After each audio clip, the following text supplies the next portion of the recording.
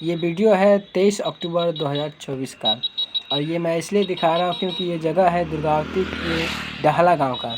और ये आपको डाहला दुर्गावती से निकलते हुए जो सड़क जाती है कल्याणपुर और नुआ जाता है उसके जस्ट सामने है, ठीक है। और आज यहाँ पे ये पूरा ऑफिस दिख रहा है आपको, ये कौशल विकास योजना यानी प्रधानमंत्री द्वारा कौशल विकास योजना का ये ऑफिस है। और इस ऑफिस में आज इफ़को द्वारा एक प्रतियोगिता रखा गया था और उस प्रतियोगिता में हमारे सांसद सुधाकर सिंह भी आकर के इस प्रतियोगिता में भाग लिए हैं। और भाग लेने के बाद सुधाकर सिंह जी भी यहाँ पर योगा और कृषि के माध्यम से कुछ बताना चाहते हैं और योगा भी कर रहे हैं। और मैं आपको दिखाऊंगा कि पूरी प्रक्रिया क्या है यहाँ पे। और उन्होंने आकर के ये हमारे दुर्गावती में योगा और कृषि के माध्यम से क्या कुछ कहा, आइए सुनते हैं और सुनाते हैं। हमारे क्षेत्र के सांसद सुधाकर सिंह का आगमन हो चुका है और आगमन होने के बाद यहाँ पे एक आयोजन रखा गया है अभी भव्य ज्योति का, ठीक है। यहाँ पे ज्योति जला करके हवन करके यहाँ पे उनका स्वागत किया जाएगा।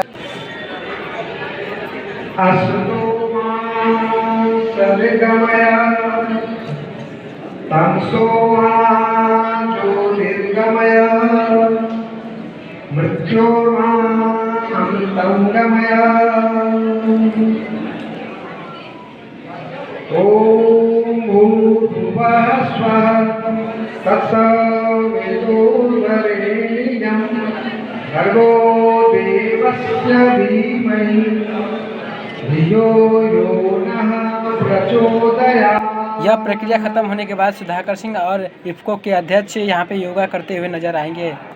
आप देखेंगे सांस में रोकनी है, सांस को चलने दीजिए, लेकिन हाथ को बिना खींचना है, छूना है, थोड़ा सा बाकी है।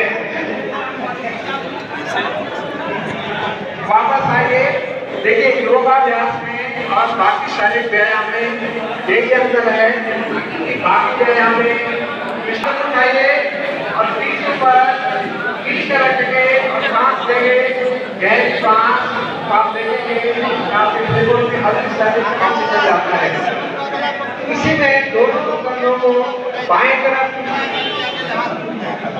उल्टे साइड देखने की कोशिश करें, बाएं तरफ अंदर घुमा के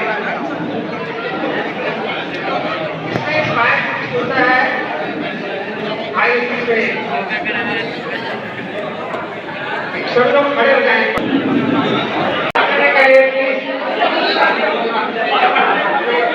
हाथों को पीछे और एरिया उठाकर हाथों को और ऊपर पीछे।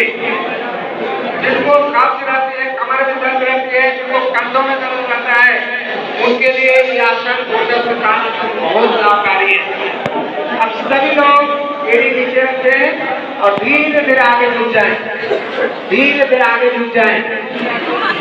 ये पश्चिमोत्तानासन ऋषि मुनियों की विद्या आपके कमर को लचीला बनाता है, लीवर की बीमारी कभी नहीं होगी। आइए वापस बैठे सभी लोग।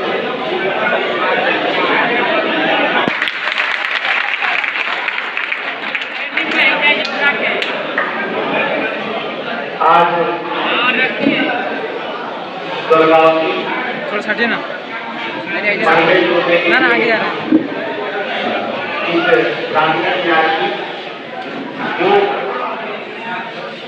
सम्मेलन जा सकते हैं, जहाँ काफी संख्या में सम्मेलन ही लोग सम्मेलन में उपस्थित सभी हमारे सम्मानित अभिभावक, सभी छात्र छात्राएं, हमारे योग गुरु महाराज जी, हमारे युद्धों के कार्यकर्ता स्वामी वाणी जी, हमारे धर्मशास्त्रों सनातन से हम इस ज्ञान परंपरा के जरिए श्रुतियों के आधार पर रचित वेद ऋग्वेद में बहुत साफ शब्दों में लिखा है कि हमको माया से मुक्त होने का क्या रास्ता। हम बैठे हुए सभी स्वर्ग के प्रार्थना, इसमें कोई ऐसा व्यक्ति नहीं है जो यह कहे कि मुझे स्वर्ग नहीं तो स्वर्ग जाने के लिए जो रास्ते बताए गए धर्मशास्त्र में, उसको हम बोलते हैं अष्टांग मार्ग। उसकी विस्तृत व्याख्या महात्मा गौतम बुद्ध ने किया था और उसमें अष्टांग मार्ग में साफ लिखा है हम योग और ध्यान के जरिए ईश्वर की प्राप्ति कर सकते हैं, ऐसा उन्होंने लिखा। और जिन लोगों ने उस रास्ते पर गए, योग और ध्यान के जरिए जो रास्ते पर गए, वो महात्मा भी बने और कई लोग भगवान की श्रेणी में चले गए। इस तरह की प्राप्त हुआ उनको, ऐसा लोगों की मान्यताएं हैं। कोई साधारण नहीं है, केवल अपने शरीर और मन पर ही नियंत्रण नहीं हासिल करते योग के जरिए, ज्ञान के जरिए, बल्कि आप ईश्वर से साक्षात्कार भी करते हैं। ऐसी कई लोगों की मान्यताएं मैंने सुना है, अपने मुंह से, मैंने कान से सुना है, उनके मुंह से कहते हैं। मुझे समय कम मिलता है, इसीलिए बहुत उपयोग नहीं कर पाते, इसीलिए इसके बहुत फायदे होते हुए भी एक राजनीतिक साथी जीवन में समय का अभाव और अभाव से ज्यादा उसकी जो पूरी दिनचर्या की जो प्रणाली है, वो कठिनतम प्रणाली के जरिए हम उसको नहीं हासिल कर पाते। लेकिन हम जिन लोगों को जानते हैं वह निरोग भी रहते हैं, ऐसा मैं निश्चित तौर पर दावे के साथ कह सकता हूं। बीमार आदमी खासतौर से उसकी मानसिक स्थिति या नर्वस सिस्टम जिसका समस्याग्रस्त है, या मोटापा एक नया रोग है, ये तमाम लोग जो योग करने वाले हैं उनके पास फटक नहीं सकता। इसके कारण हमारे महाराज जी आए हैं, ये निश्चित रूप से आपको सिखाएंगे भी, बताएंगे भी। और जो खास उनकी छात्राएं बैठी हुई हैं, छात्र, किसी भी छात्र और छात्रा की सबसे मूल समस्या क्या है? ज्ञान का भंग हो जाना। आप जब पढ़ रहे होते हैं तो आप उसको ध्यान भंग नहीं हो पाते, ये सबसे बड़ी चुनौती है। और जो डिजिटल मीडिया के जमाने में, डिजिटल प्लेटफॉर्म के जमाने में, डिजिटल डिवाइस के चलते